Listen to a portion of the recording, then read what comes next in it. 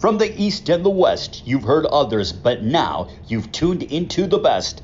This is a Prime Wave Media production.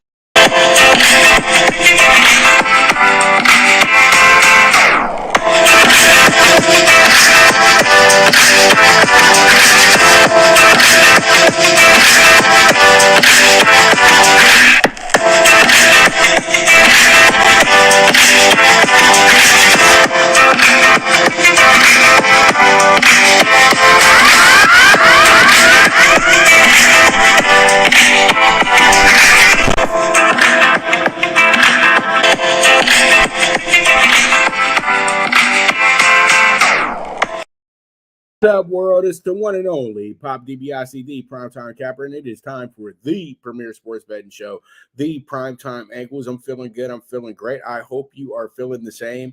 And man, it is a day of days. You know, there's a lot to talk about today. Pretty much, we got break news from the NFL. That's just I don't like to get into this side of the game, but we just don't really have a lot of sports going on right now and everything like that. It's okay. We got baseball going. I love talking baseball, but we all know who is king in the world of sports today, and that's the NFL. And the franchise tag deadline passes as star running backs can't secure long-term deals. What's next, and will they get their deserved pay? Well, they're doing the right thing, in my opinion. You got to fight for something in this world, and these guys are very valuable to their teams. Actually, were the biggest playmakers on their teams as well, too. And they were the guys that people showed up to see every Sunday as well, too.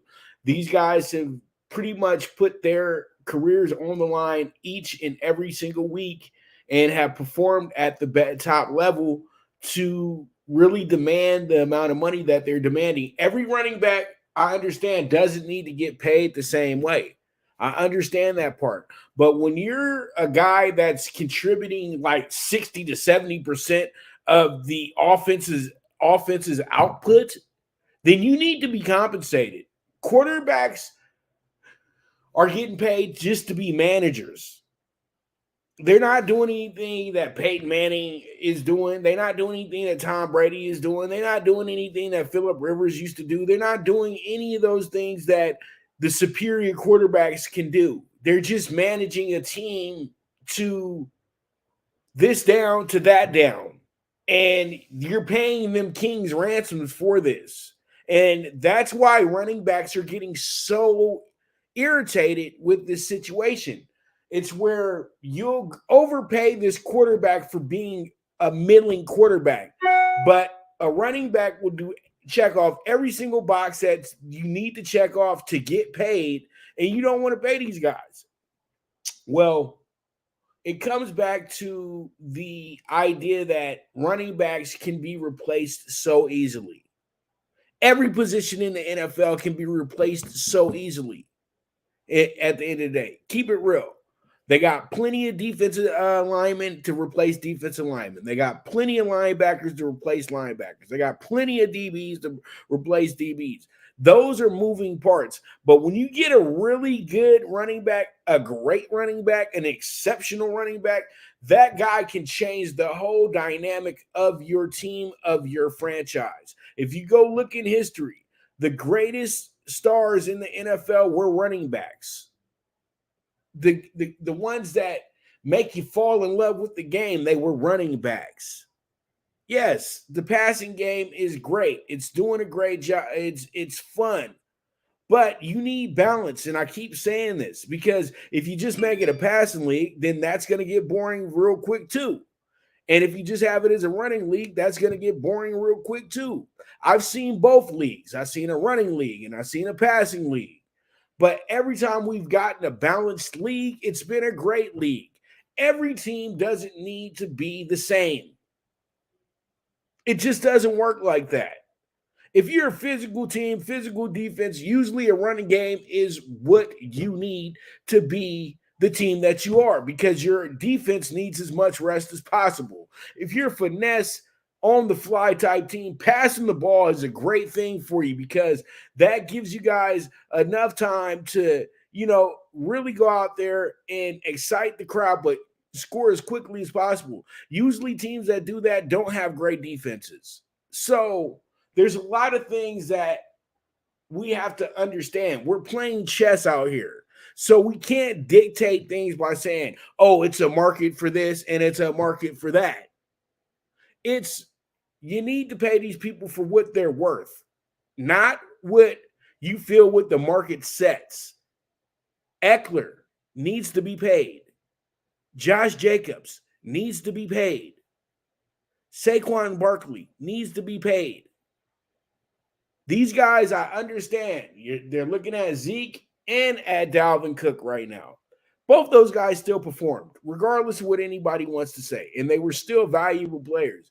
Zeke, we all know what happened to him. He got ran into the ground.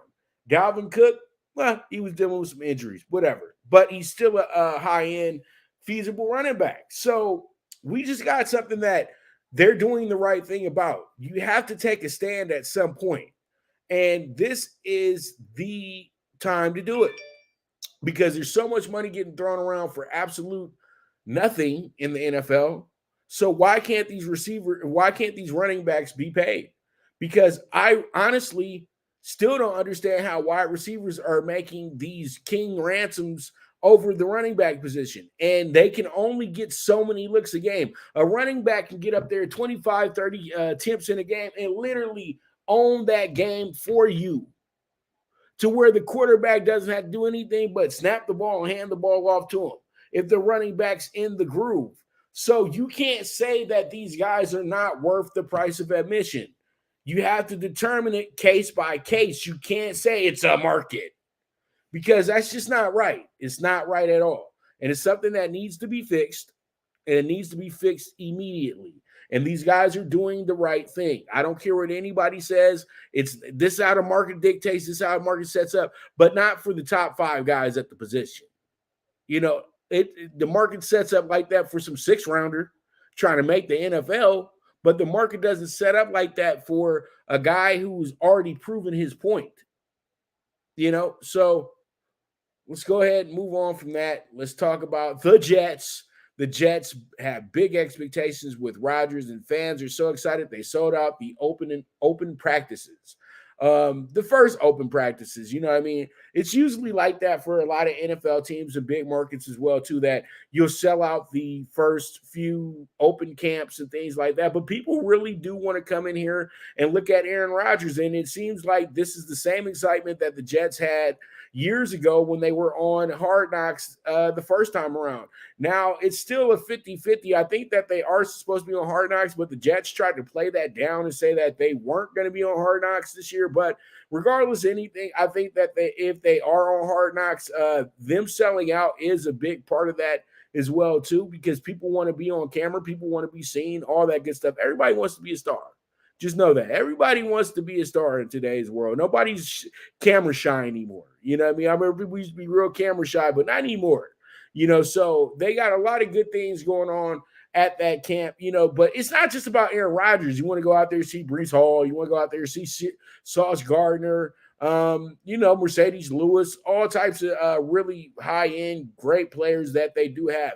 And Quentin Williams, it's just it's a list of guys that the Jets do have, but the Jets have expectations this year. That's just the honest truth.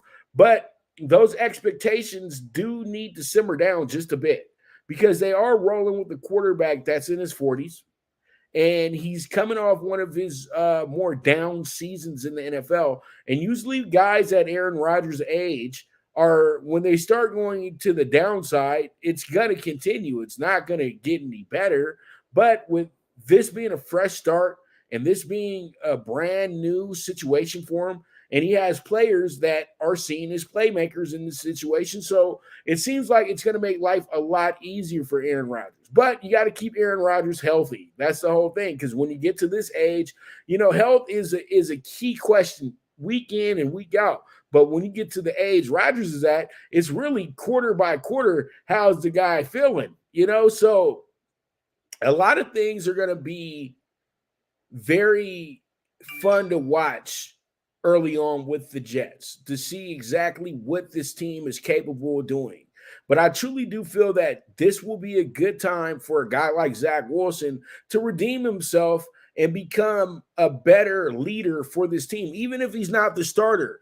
Be vocal. Be somebody that shows that you do want the job to be the starting quarterback, and you don't mind having to go through a little bit of adversity to get that job. So the Jets truly do need to sit up here and figure out exactly what their future truly is going to be, because I don't feel like they need to give up on the guy they drafted number 2.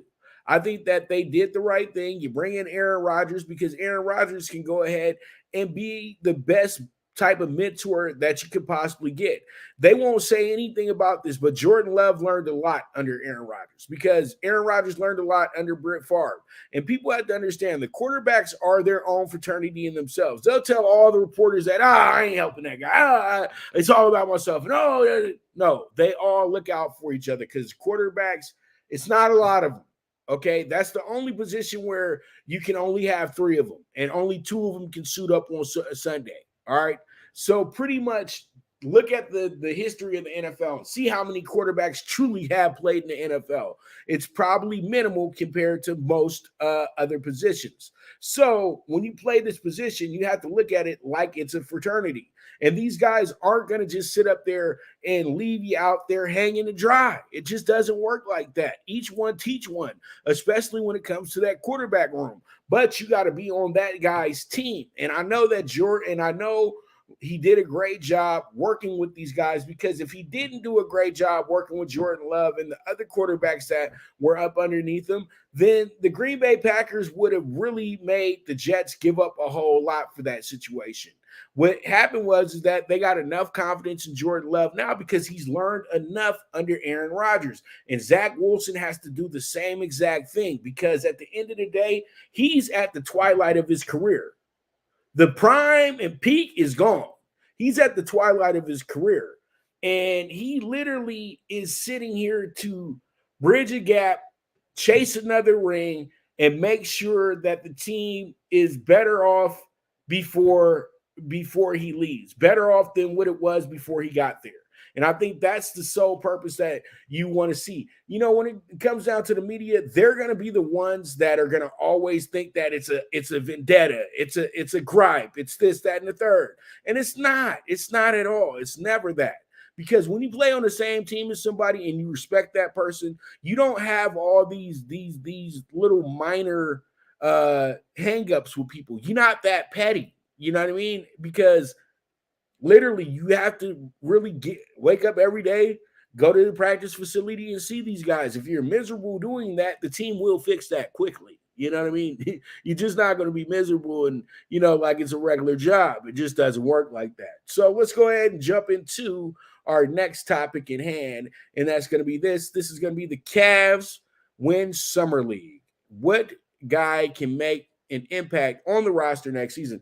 It's easy. Isaiah Mobley, Evan Mobley's brother. You know what I mean? Because literally, Isaiah Mobley literally took over Summer League and showed that, it's been a pretty good ride from going to USC, going undrafted, then playing on the same team as your brother, and then coming back and playing on the same team that gave you the opportunity, then going into Summer League and going and solidifying your spot. He won the MVP of the Summer League. Most likely that gets him a spot on the team, at least for the first month, right? So he's going to be great for his brother in a sense, because big bro, little bro, you're going to be more comfortable. And Evan Mobley has always played some of his best basketball with his brother right next to him. We all know from when they were at USC. So this is huge that he won the MVP. They're not going to highlight it as much as they should, but they should, because Isaiah Mobley was the big bro. And, it's tough when your little bro is the heralded one and he gets drafted in the top 3. And, everybody's always Evan Mobley this, Evan Mobley that. But you still got Isaiah, a guy who's just as talented, but he's just not as long as his brother. But he was a very driving force for the USC Trojans moving forward. Some of their most successful moments as a team came because Isaiah Mobley having big games. And Isaiah Mobley getting back with his brother is going to be a very, very big situation for the Cavs. The Cavs also have Sam Merrill, who's a great shooter. They know that he'll probably be a bench guy going into this season as well. And they'll be going back and forth from Canton to Cleveland, a G League team that's probably going to be one of the better G League teams in the league, because Imani Bates will be there as well too. Imani Bates is a guy, I don't see him being a guy that's going to get playing time every night, but when he does get playing time, it will be an impactful moment for him. And I think that he's going to make up for all the mishaps that happened before. And it wasn't really even that bad. It's just that it's guidance, and you got guided in the wrong way. That's all it is. They said you pick Michigan State. They tell you that Memphis would be a better option. You go to Memphis, it just doesn't fit your criteria. It doesn't fit the person that you are. You go back, you're right back at home. You go play for Eastern Michigan, the worst team in the MAC. But you did choose a team to where you knew you were going to be able to get your points off, get your shots up, and all that good stuff to give the NBA enough tape to get you in the NBA. Because if he doesn't go to Eastern Michigan, you go sit over there and sulk over at some other big-time school, then what happens is that you get kind of lost in the fold, and then you wind up not being the player that you're supposed to be. So going to Eastern Michigan, it wasn't to win. It was to go ahead and show tape that he's capable of playing at the next level, which he truly is. The guy just has to make sure that he understands that he hasn't made it yet, okay? And he has to keep that motivation that he can be cut any day of the week. And if he can keep that motivation, this guy can take his game to the next level. It's not that hard to see.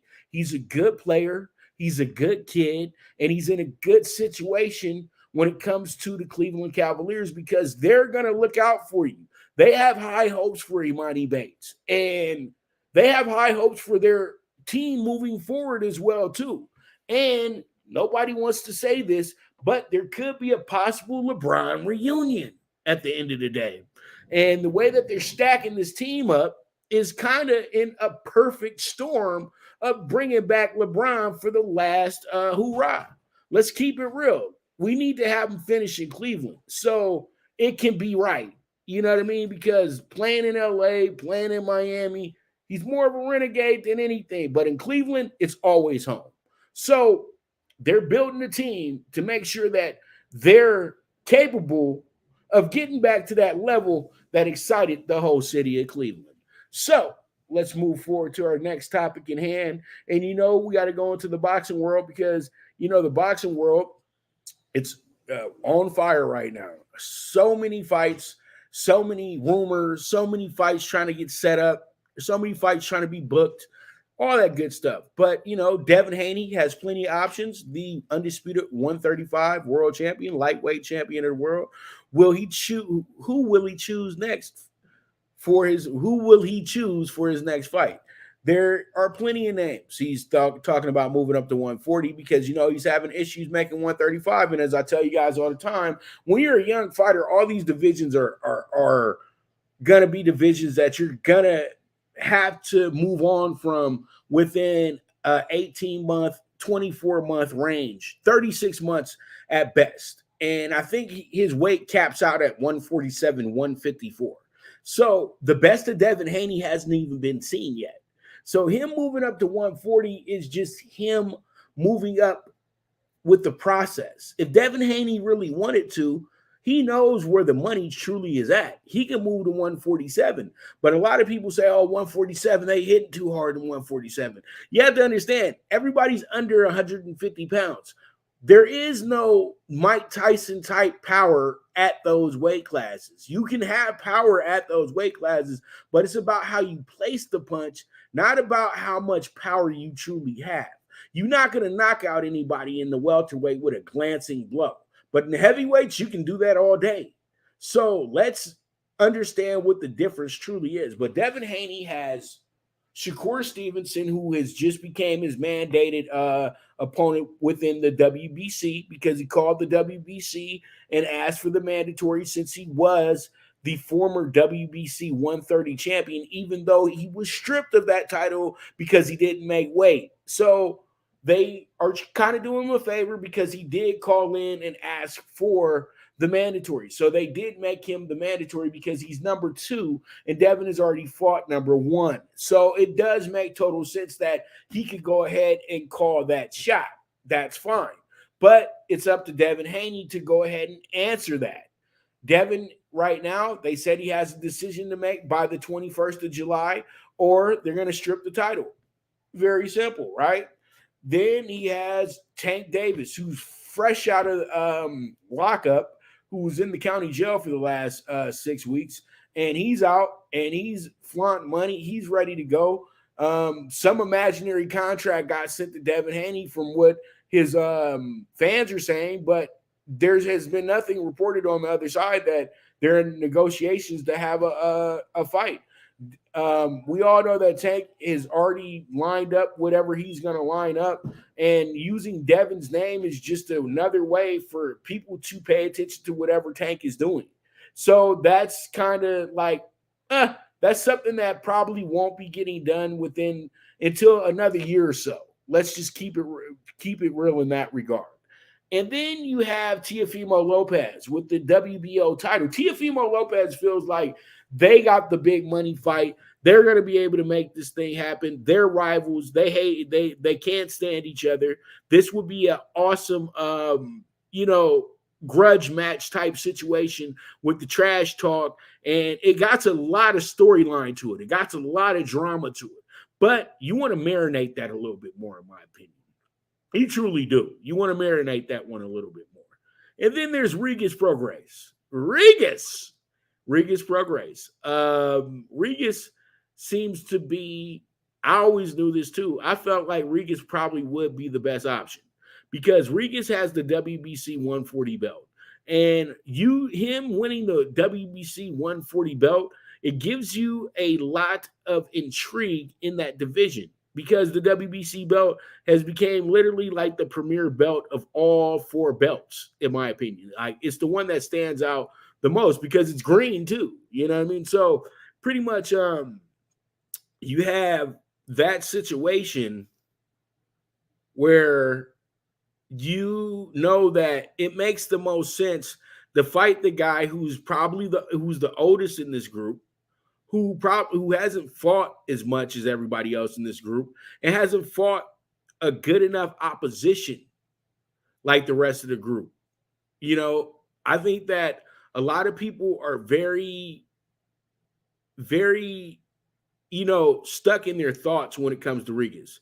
A lot of people are thinking about Regis from a few years ago, but he's gotten older. He's gotten a little bit more, richer because sitting out, not having good management, things of that nature, but then getting good management that has set up some pretty good fights for him in his last 2. He's credible in the sense that he's a 2-time world champion as well too. But we all know that Regis probably has had a nice, easy route to what he's gotten to. He's a very talented boxer, but when you're a very talented boxer and you rarely fight other talented boxers, then we don't really know who you are. And the time he did fight another talented boxer was Josh Taylor, and he lost the fight. Now, everybody he fought, I'm not going to say people aren't talented that he fought, but they're not they're not elite boxers. That's the whole thing. And Josh Taylor was probably at the best of his career at that point, and he beat probably Regis at the best of his career. So that's how I really put my 2 and 2 together when it comes down to how matchups will work. And I feel like Devin Haney got so many people that feel that they can do this, that, and the third to him that it winds up backfiring against him, because once he gets in the ring, and those ideas change a little bit once that jab starts touching your face too many times. So there's a lot of different options for Devin right now.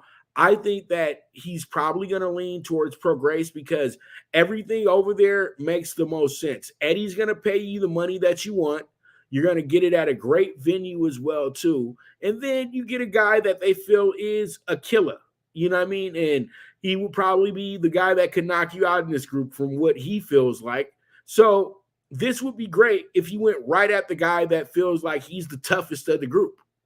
And yeah, it seems like, Devin has a great plan in place. A lot of people don't really like that, but it's his plan, not yours. So with that, we're going to go ahead and wrap up this first segment, our current events, talking about sports and sporting news and all that good stuff, to get into some baseball. And then we're going to get into some what's going on Tuesday night as well. And then another break, and then we got Talkin Tickets. So you guys stay tuned. This is the Premier Sports Betting Show, the Primetime Angles with the one and only Pop DiBiase, the Primetime Capper. Good News Only Racing Club, led by the legendary Doug O'Neill, the trainer of 2 Kentucky Derby winners and I'll Have Another and Nyquist. Also trained 2-time Breeders' Cup champ Golden Sense, who are just a part of a long list of thoroughbred champions trained by Doug O'Neill. The Good News Only Racing Club has a young core of horses to look out for in Dennis's Celery, Irish Heatwave, and Notre Dame, just to name a few. Win the day every day with the Good News Only Racing Club, a proud sponsor of the NFL Bet Exchange. From the East and the West, you've heard others, but now you've tuned into the best. This is a Prime Wave Media production.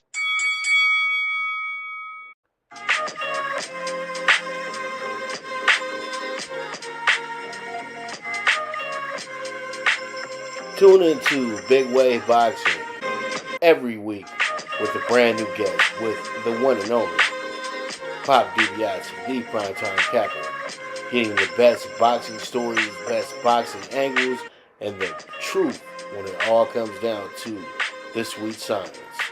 Tune in to Big Wave Boxing on the Prime Wave Media channel on YouTube.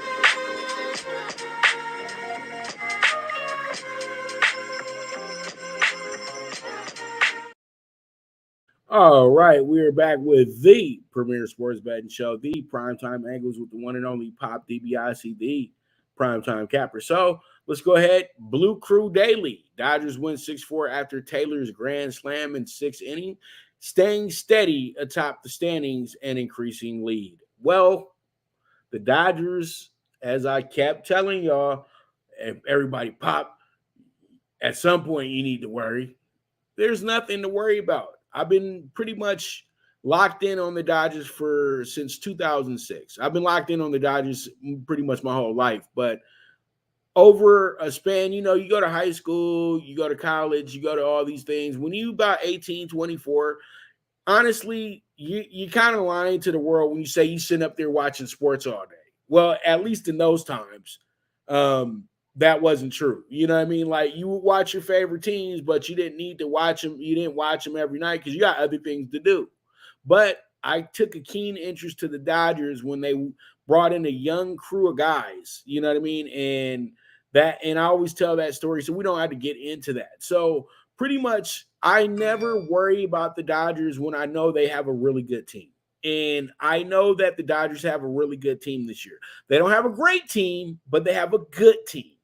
And the Dodgers are good enough to get to the playoffs. And I knew that from day one because the Dodgers aren't rebuilding. They are reloading the team, but it's taking a little bit of time because you got to figure out what you truly need.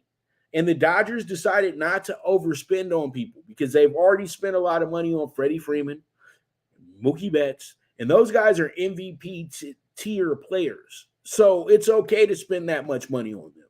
But they didn't overpay Corey Seager. Corey Seager is an MVP tier player, but he's never healthy.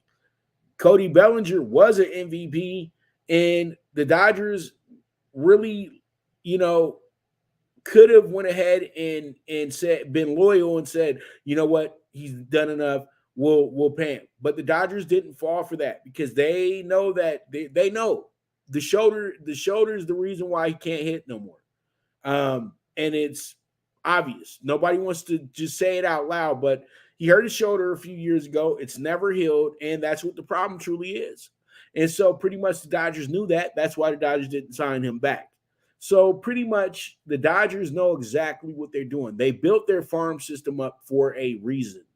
And teams like the Orioles, teams like the Nats, teams like that, those teams are seeing the blueprint of what the Dodgers and the Astros have done. Build the farm, the rings will come. The wins will come. And that's exactly what the Dodgers have done. But the Dodgers have done a great job of mixing it up. You mix it up with some stars. You mix it up with some young, talented prospects. And then you throw in a lot of guys who are just everyday baseball players, who just know exactly what they're doing. By moving Mickey Vargas back down to the minor leagues, the Dodgers' offense has gotten so much better. David Peralta can be an everyday player. David Peralta is hitting 276. You need that in the lineup. Jason Hayward, a veteran who's a great defensive player, he brings in a 250 average, and now you have him playing pretty much daily. But his veteran presence is helping the situation as well, too, because he's every day, he's active with it every day. So it's very helpful. Then you got Outman, who's done a decent job for his rookie year, but he does lead the team in strikeouts. So at some point, we got to cut that portion down because they're going to need him to be better as we move along. You know what I mean? So the Dodgers have a lot of different options that they can do right now. And they have the best of both worlds when it comes to pitching and hitting. But the Dodgers do know this. They have to figure out what they're going to do, what they're going to give up. Because when you keep looking at things, you say to yourself, it might not be a hitter that the Dodgers need to add, but they do need to add some pitching. They need to add a starter. They need to add a reliever. And if possible, get a closer.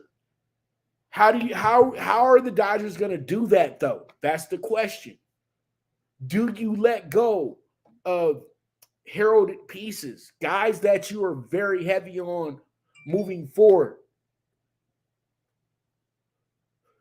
Because you don't want to get rid of them for just some bullpen help. You don't want to do that. You don't want to just get rid of people so you can have a rental starter. No, you don't want to do that. I feel like the Dodgers, looking at the White Sox roster, is perfect. Looking at the Cardinals roster is perfect. Looking at the Cleveland Guardians roster is perfect. They have a bunch of players on those teams that can make it happen, but the Guardians might not be so quick to part ways with anybody because they're still chasing a division. So you got to start looking at the bottom of the barrel. Amir Garrett became available a few weeks ago. I would feel that the Dodgers should take a flyer on that if he hasn't been signed yet. So there's just a lot of options for the Dodgers. Now, tonight's game, they have Mike Grove on the mound. Grove has been struggling. Let's keep it real. He has the worst ERA on the team, but, the Dodgers are kind of stuck with this situation right now. And then you got Tyler Wells. Tyler Wells is actually having a pretty good season.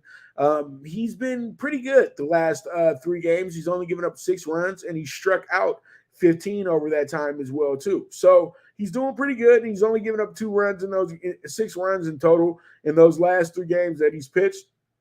So, he's steady. 7-4, it all makes sense. He's very steady. Michael Grove, on the other hand, though, is a guy, he gets in there, he gets hit a lot, and he gives up runs as well, too. So, that's what the Dodgers are dealing with tonight. But at the end of the day, they know that they need runs to win the game. So this is one of those games where the Dodgers hitters know that they have to be on point to get to where they need to get to. And the Dodgers, being a top 10 hitting team, is something that has worked out for them all year long, and that's why they're back in the lead in the West. Because if it was down to pitching, it wouldn't be the Dodgers' year this year, because their ERA, they're 20th. The Dodgers have been the number 1 ERA over the last 4 years. Now they're 20th. So this is where they got to go get that pitcher. They got to go get some pitching.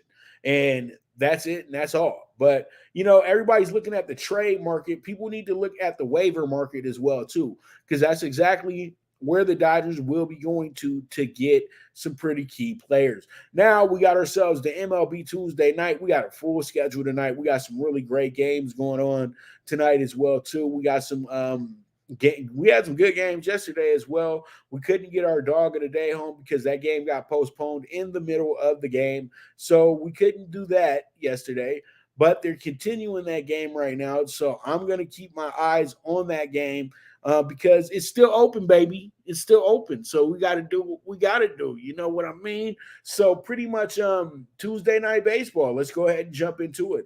Up first, let's talk about the Padres and the Blue Jays. And the Padres coming into this game 44-50, Blue Jays 53-41. Crazy how you got three teams in a division that are all double-digit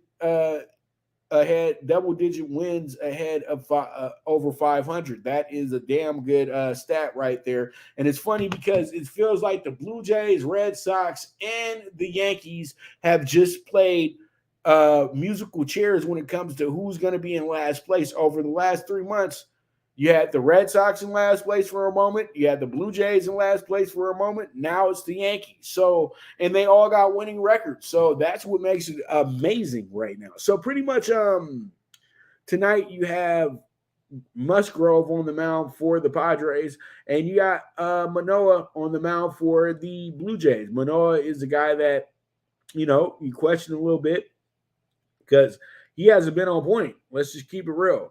And their pitching has been so much better since he's went to the farm. You know, the Blue Jays are a top 10 pitching team right now. And, you know, a guy like this, you don't want him to mess that up. But they have no choice because they're kind of out of starters at this point. But Joe Musgrove has been one of the better pitchers in the MLB all season long. He's 8-2. He 2 games back, he struck out 11, only gave up a run.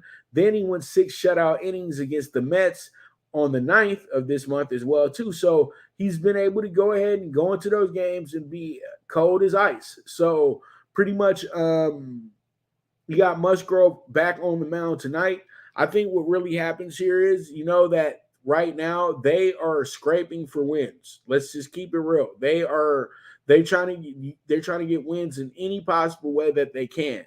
So what I'm going to do in this spot tonight is I'm going to go ahead and take the Padres to win this game by 2 or more runs because they got the better pitcher. They're a little bit more desperate at this point, and we just can't trust Manoah. It doesn't matter if Manoah went to the minor leagues and was getting absolutely blasted. So what's the point in trying to invest in this situation and get yourself all wired up for a guy that might not show up? So give me the Padres plus 125, 1.5 run line tonight. We need them to win by 2 runs to cash the ticket.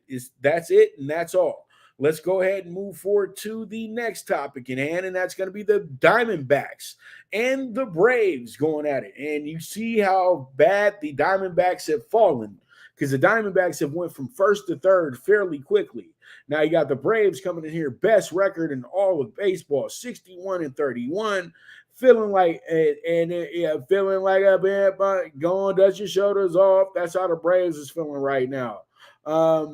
Pretty much, you got Bryce Elder 7-2 on the season. He got absolutely shellacked in his last game, though. He gave up 7 runs, struck out nobody, went 3 1/3 innings. But previously, before that, he had 2 really good efforts where he only gave up 4 runs and he struck out 5 over those 2-game stretches. Now, you know, this guy usually doesn't get blown up like that. And when he does get blown up, he usually comes back and has himself a pretty good game. So there might not be a way where they can get him twice. That's the thing. But I feel like, you know, the Diamondbacks are in desperation mode. Davies, last time out, he gave up 3 runs, struck out 6, went 5 1/3, and wound up losing the game. But that was because he didn't get any run support that day. And it happens. But, you know, this is a guy that has actually been into some games where he got absolutely brutalized. And it's really, really like, you know, you're taking risks today. You're taking a shot today when you're sitting up here really betting with the Diamondbacks. So I truly do feel that when it comes down to it, that this game will wind up being one of those games that really put us in the stratosphere. Now, this is a client play, so I can't reveal exactly where I'm going with this one. But if you would like to be a client, you guys can hit me up on the Twitter at PopDiBiase and sign up for PTSI. We got the end of the year deal, which pretty much means that we only have so many months left in the year, so I got a little bit of a discounted rate from my yearly rate that usually is the only fee I do charge. And then we got the daily, and then we also do have the weekend, and then we have the monthly as well too. So just let me know, and we'll get you winning right away. But with that, let's move forward to our next game, and this is going to be a nightcapper. This is going to be the Twins and the Mariners. The Twins coming into this one 48-47. You have a Mariners team 47-46. The Twins are the leaders in the clubhouse of the AL Central at this point. Then you got the Mariners who are chasing a playoff spot right now, the wild card spot. So you got yourself a great matchup going on between two teams that are trying to find their way. Now, the Twins have just had a 3-game winning streak snapped after having a 3-game losing streak. So, this team keeps on trading off wins and losses, and you start looking at them and say, damn, dude, when can you guys ever just do something consistently? It's been their season all season. Let's just keep it real. But they're a game and a half up over the Guardians at this point. The Guardians 46-48. They're 48-47. And it's pretty good that now you finally got a team with a winning record, because it seems like they were even all year, and the Indians seem to always be a game below 500. I mean, the Guardians. So, you have a division at the end of the day. You still got an open division. You still have a White Sox team that's only 8 games back. And then you have a Detroit Tigers team, believe it or not, they're 5 games back. So, and the funny thing is, Detroit actually owns the best record of the season over the Twins. So if they really do heat up, the Twins could be in some trouble. But as of now, the Twins are the top dog. So they got to go against the Mariners team that finds themselves in 3rd place. That's good, because this team was really struggling most of the year, but now they are starting to really play really good baseball. They find themselves a game ahead of the Angels now, and they find themselves actually 4.5 games behind the Astros and 8 games behind the Rangers. So they seem to be a team that's key to going off in August. I think this team does have a trade deadline deal in them that's going to shock the system, to be honest with you. If I was them, I would probably be calling out to the Mets and seeing what the status is of getting Max Scherzer or possibly getting Verlander. I think that's a great idea to have. Also, call up give a call to somebody like the Kansas City Royals to see if Zach Greinke could possibly be a possibility. But I think Zach Greinke wants to finish up with the Royals. That's why he went back and signed with the Royals. And also another team to look at, they can look at the St. Louis Cardinals for help, the Washington Nationals, and also they can go ahead and look over at the Colorado Rockies. Nobody's been mentioning the Rockies, but the Rockies got some players over there that can help your team as well too. So with that, tonight, what I'm going to do here is I'm going to actually roll the dice a little bit, and I'm going to take the Twins with the plus 110 tonight as the dog of the day. So let's see how it goes. Let's see how it shakes out. And that's going to be our MLB Tuesday night prime play. So you guys stay tuned. This is the premier sports betting show, the Primetime Angles, with the one and only Pop DiBiase, the Primetime Kappa, and I'll be right back at you. Now you and your friends can compete in the sport of kings and win big with Stable Duel. Get the app, pick your horses, and get in on the thrill of horse racing with daily games competing against other players. Bring home the glory and the cash, and move up the annual leaderboard while you leave your competition in the dust. Get in the game with Stable Duel. Play, race, win. Good News Only Racing Club, led by the legendary Doug O'Neill, the trainer of 2 Kentucky Derby winners and I'll Have Another and Nyquist. Also trained 2-time Breeders' Cup champ Golden Sense, who are just a part of a long list of thoroughbred champions trained by Doug O'Neill. The Good News Only Racing Club has a young core of horses to look out for in Dennis's Celery, Irish Heatwave, and Notre Dame, just to name a few. Win the day every day with the Good News Only Racing Club, a proud sponsor of the NFL Bet Exchange. All right, we are back with the premier sports betting show, the Primetime Angles, with the one and only Pop DiBiase, the Primetime Capper. So let's go ahead, jump into our talking tickets, your favorite subject, my favorite subject. So let's go ahead and talk about it. Up first, let's go ahead and jump into the WNBA tonight. We got a 3-1 ticket here with the WNBA Tuesday night. I got +6 on the links tonight. And then I'm going to take the over 162 in the Sun and Mercury game. So let's see how it goes. Let's see how it shakes out. It should be some fun tonight in the W. So we move forward. Let's get into the MLB PrimeTime PK6. 72-1 ticket here. The Guardians money line -105 tonight. We already talked about it. Padres -1.5 +125.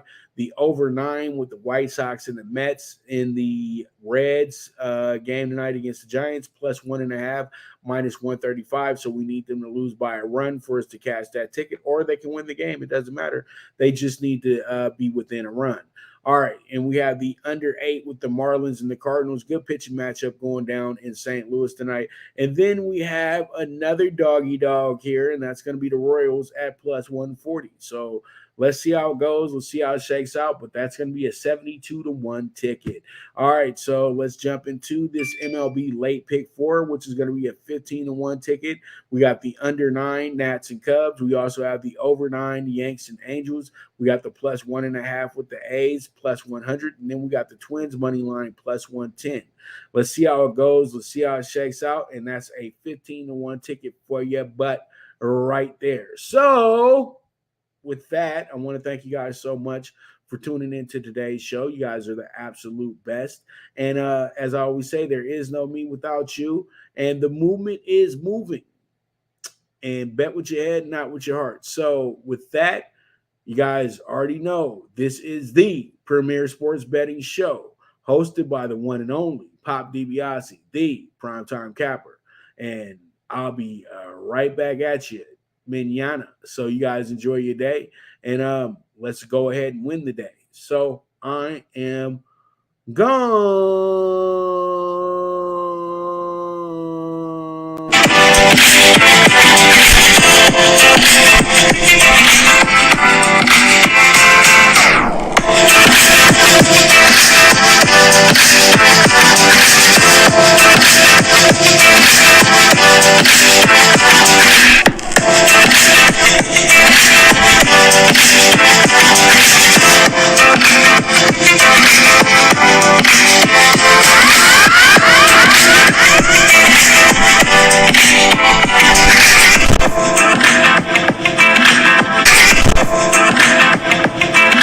From the East and the West, you've heard others, but now you've tuned into the best. This is a Prime Wave Media production.